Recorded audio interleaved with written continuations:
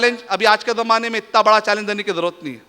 یہ صحیح بخاری کا چیلنج دینے کی ضرورت نہیں, خالی یہ جو فہرست ہے نا اس کی چیلنج دے دیں گے بس.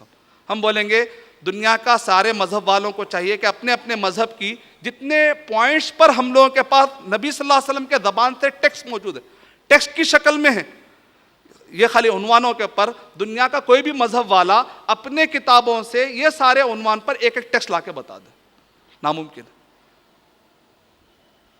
پوائنٹ سمجھ میں آیا؟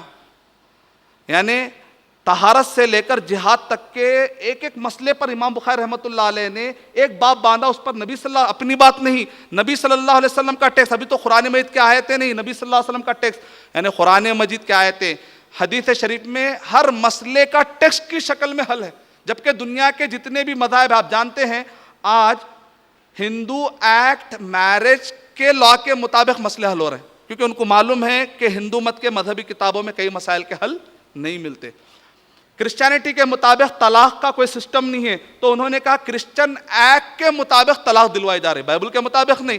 ایسا نکالنا کیوں پڑ رہا ہے؟ الحمدللہ مسلمانوں کو آج تک کسی بھی ملک میں یہ نوبت نہیں آئی الحمدللہ کہ انہوں نے کہا قرآن و حدیث کو بازو رکھیں گے, ہم نے مل کر یہ فیصلہ کیا, ایسا الحمدللہ کہیں بھی نہیں ہو. اس کا مطلب نکلا کہ حق پہنچتا ہے کہ یہ قرآن مجید یہ اکیلا واحد مذہب ہے جس کے اندر اتنی پیاری اور کلیئر تعلیمات ہے پوری دنیا کے لیے. یعنی 7واں پوائنٹ یہ ہے کہ جامعیت یعنی پرفیکٹ, ہر ڈپارٹمنٹ کے لیے رہنمائی, کاملیت یعنی perfect for every person also, یعنی کہ ہر انسان کے لیے پرفیکٹ ہے. اگر آپ ٹھہر کر نہیں پڑھ سکتے تو ایک آدمی لنگڑا کہتا میں کیسے نماز پڑھوں, بیٹھ کے پڑھ سکتے آپ, لنگڑے کے لیے بھی ہے. ایک آدمی کہتا ہے کہ مجھے بیٹھنا بھی نہیں آتا, کمر کی ہڈی ٹوٹی ہوئی, لیٹ کے پڑھ سکتے آپ, لیٹ کے میں حرکت نہیں کر سکتا, اشارے سے پڑھ سکتے ہیں, آنکھ کے اشارے سے پڑھ سکتے, جتنی آپ کی استطاعت ہے, پرفیکٹ فار ایوری پرسن, چاہے وہ افریقہ کا رہنے والا ہو, چاہے وہ برفیلے مقام کا رہنے والا ہو. تم کو زیادہ سردی ہو رہی ہے, مرنے کا ڈر ہے, تیمم کر لو. اگر تم پہ پانی نہیں مل رہا, ڈیزرٹ کے رہنے والے ہو, تیمم کر لو. پانی بہت زیادہ, اچھے طریقے سے صفائی کر لو. یعنی دنیا میں کسی بھی ایریے میں وہ پایا جاتا ہے. جبکہ دوسرے مذہب والے جب دوسرے ایریوں میں جاتے ہیں تو وہاں کے حساب سے ان کو کسٹمائز کرنا پڑتا ہے, سافٹ ویئر ہوتا ہے کسٹمائز سافٹ ویئر. لیکن یہ پی ڈی ایف ہے, بدلتی نہیں کوئی چیز, اس کے اندر ایڈیٹنگ نہیں ہوتی. یہاں پر بہت ہی بڑا فل اسٹاپ ہوتا ہے, اس کے بعد نو کاما کوٹیشن, نہ کوٹیشن, اس کے بعد کوئی چیز کاما ہے ہی نہیں. یہاں تو بہت بڑا فل اسٹاپ ہے, ایڈٹ ہونے کا کوئی چانس ہی نہیں ہے. لیکن کسٹمائز سافٹ ویئر والے مذہب چاہیے یا پھر پرفیکٹ ریلیجن چاہیے جو الحمدللہ طے ہے اور بہت ہی کلیئر ہے سب کے لیے. اور آخری کے 2 اہم پوائنٹ وہ یہ ہے کہ یہ قرآن مجید سائنٹیفک ہے, عقل سے بھی نہیں ٹکراتا. کچھ سائنس کے باتیں تو میں نے آپ کو بتلا دی. ساتھ میں قرآن مجید کسی سائنس میں 2 چیزیں ہوتی ہیں, ایک ہوتا تھیوری, دوسرا ہوتا ہے فیکٹ. تھیوری کی بات ہم نہیں کرتے کیونکہ سائنسدان خود اس کو مانتے بھی ہے چھوڑتے بھی ہے. لیکن جو سائنس کے فیکٹ ہوتے ہیں یعنی مسلمہ حقائق, ہم مسلمانوں کا یہ عقیدہ ہے کہ فیکٹ جو سائنس کے فیکٹ ہوتے ہیں قرآن مجید کی جو آیت ہوتی ہے کبھی نہیں ٹکرا سکتی. بعض غیر مسلم یہ سوال کرتے ہیں 80% قرآن مجید کی آیتیں وہ ہیں جو دنیا کے بارے میں گفتگو کرتی ہے, لیکن 20% آیتیں وہ ہیں جو جنت, جہنم, آخرت, اللہ, فرشتے, جن, یعنی وہ چیزیں جو نظر نہیں آتی, انسین جاتی ہیں. اگر یہ صحیح ہے تو پھر یہ بھی صحیح ہوگا, یہ اگر صحیح ہے تو باقی کا بھی صحیح ہوگا. جس کو ہمارے خواتین اچھا جانتے ہیں ماشاءاللہ, جب کھانا بناتے ہیں تو تھوڑے دانے نکال کے چکھ لیتے ہیں, اس سے پتہ چل جاتا ہے کہ باقی کا کھانا بھی بن گیا ہے. یہ روزانہ ان کی انڈسٹری ہے ماشاءاللہ, کھانے کی فوڈ انڈسٹری, جس کو ہمارے خواتین تھیوری آف پروبیبلٹی کے ذریعے سے حل کر لیتے ہیں. اگر ہمارے جیسا ہوگا پورا دیکھ کھانے کا کہے گا ہاں بن گیا ہے کھانا. تھیوری آف پروبیبلٹی کا فائدہ یہ ہے کہ تھوڑے کے ذریعے سے پورے کا جان لینا.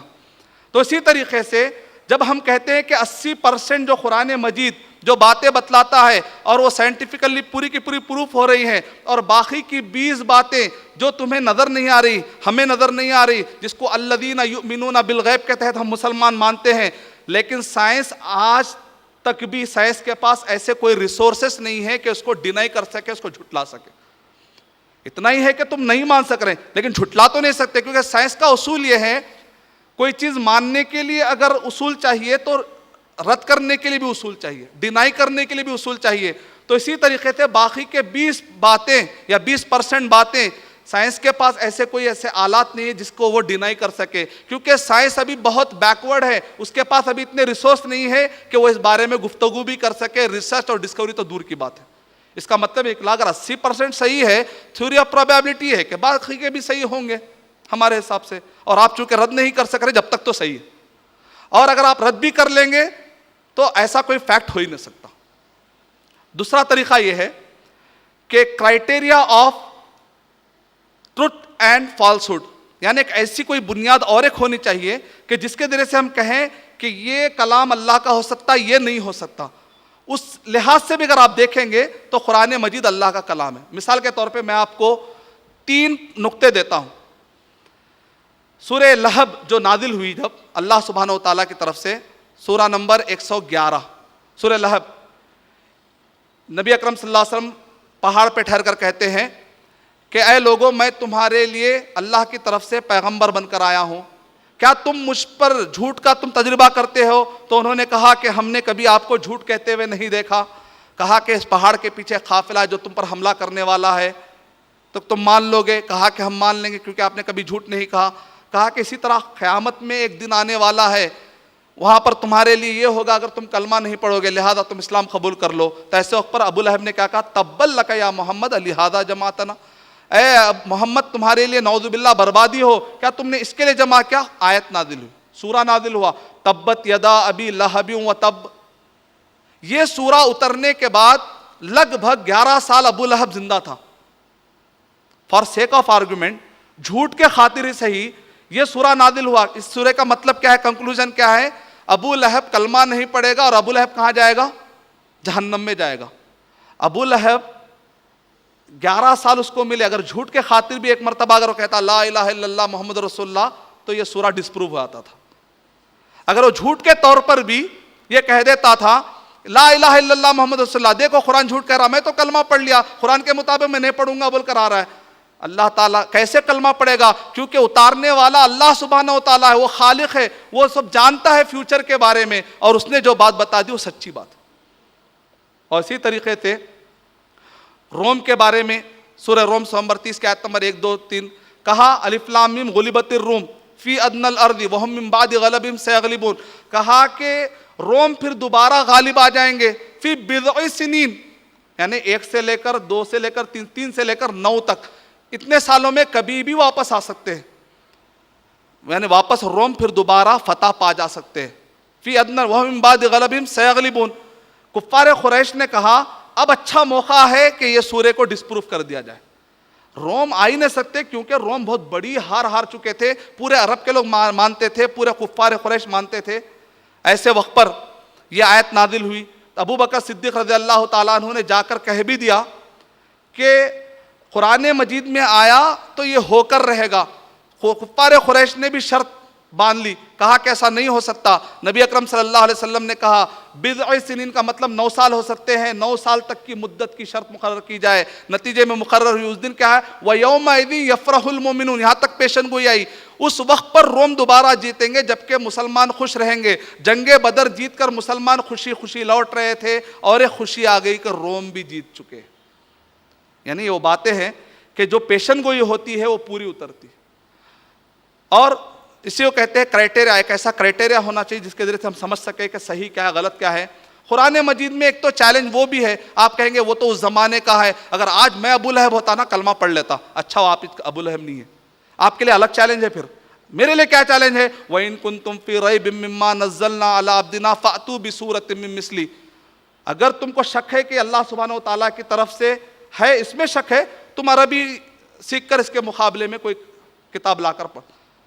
عربی جاننے والے جو کعبے کے اوپر جا کر معلقہ لٹکا دیتے تھے، انہوں نے بھی کبھی دعویٰ نہیں کیا کہ ہمارے معلقات اس سے بہتر ہے، بلکہ لبید جو کہ 7 بڑے شاعر تھے، اس میں سے ایک شاعر نے تو الٹا کلمہ ہی پڑھ لیا، کہا لا الہ الا اللہ محمد رسول اللہ.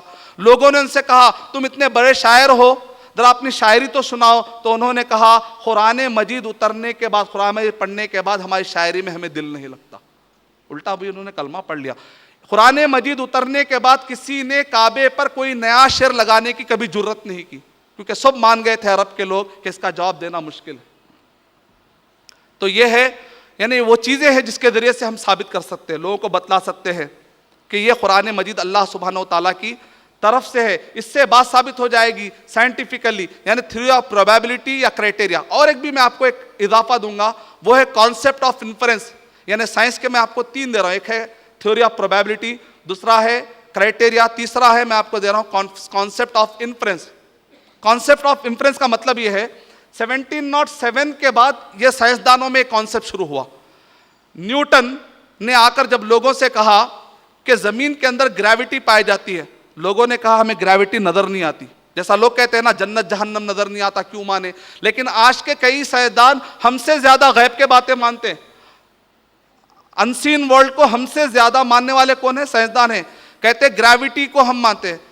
نیوٹن نے آ کر کہا گریوٹی کا نظریہ پایا تھا, زمین کے اندر گریوٹی ہوتی ہے, زمین کے اندر کشش ہوتی ہے, زمین کھینچتی ہے.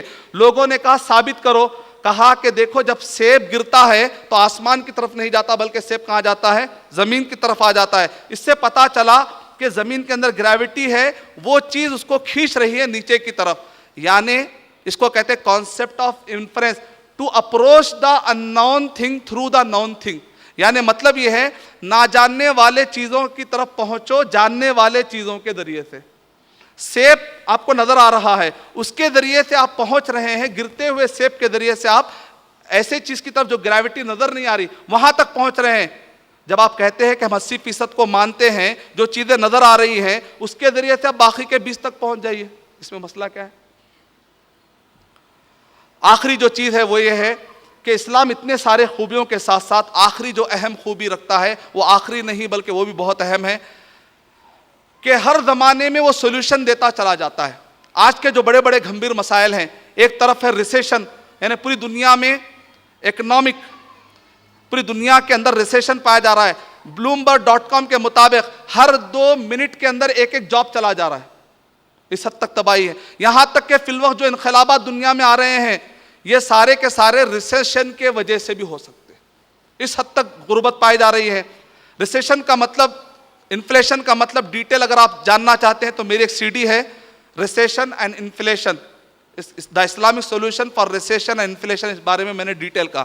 مختصر میں آپ کو یہ بتانا چاہوں گا کہ سودی نظام کی وجہ سے پوری دنیا میں تباہی مچی ہوئی ہے, اور اسلام سود کو گراتا ہے اور چیریٹی اور صدقات کو ابھارتا ہے. سورہ بقرہ سورہ نمبر 2 آیت نمبر 276, یمحق اللہ الربا ویربی الصدقات. اللہ سبحانہ و تعالیٰ سود کو مارتے ہیں اور صدقات کو بڑھاتے ہیں. یعنی مطلب یہ ہے کہ سود کا سسٹم گرنا چاہیے, صدقات کا سسٹم بڑھنا چاہیے. اس کے اندر پورے ریسیشن کا حل ہے اگر غور کریں.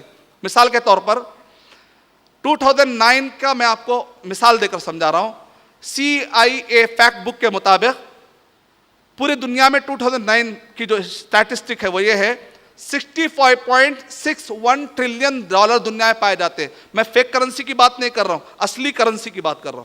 $65.61 ٹریلین پائے جاتے ہیں پوری دنیا میں, اور اس میں کا جو 2/3 حصہ ہے, یعنی کہ مان لیجیے اگر 3 حصے کریں تو 2 حصہ, یعنی اتنے سارے مال میں کا 2/3 3/2 یعنی کہ 2 حصے کتنے لوگوں کے ہاتھ میں ہیں؟ دنیا کے سارے انسانوں کے 50% لوگوں کے ہاتھ میں. تو بات سمجھ میں آ رہی, 50% لوگوں کے ہاتھ میں بھی نہیں ہے. اچھا نہیں, 10% لوگوں کے ہاتھ میں, 10% لوگوں کے ہاتھ میں بھی نہیں ہے. پورے دنیا کے 1% لوگوں کے ہاتھ میں, 1% لوگوں کے ہاتھ میں بھی نہیں ہے. کتنے لوگوں کے ہاتھ میں ہے؟ 0.